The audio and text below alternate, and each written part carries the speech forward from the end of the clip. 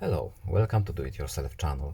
Today I will show you where to find the option and how to set up relax mode in Samsung Galaxy S22. To look for our exercise mode, we have to go to settings, in modes and routines. We have default relax mode here. So start, we can choose our place.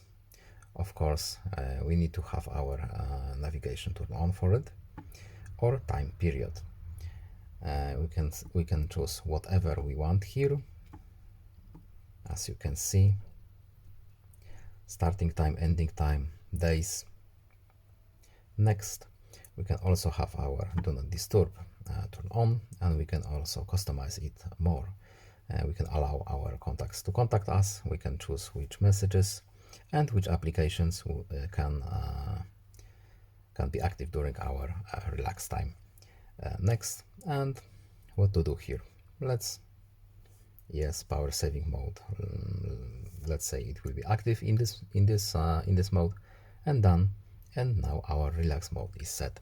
I hope this video was helpful to you. Please leave a like and subscribe. Have a nice day and see you in the next video. Goodbye.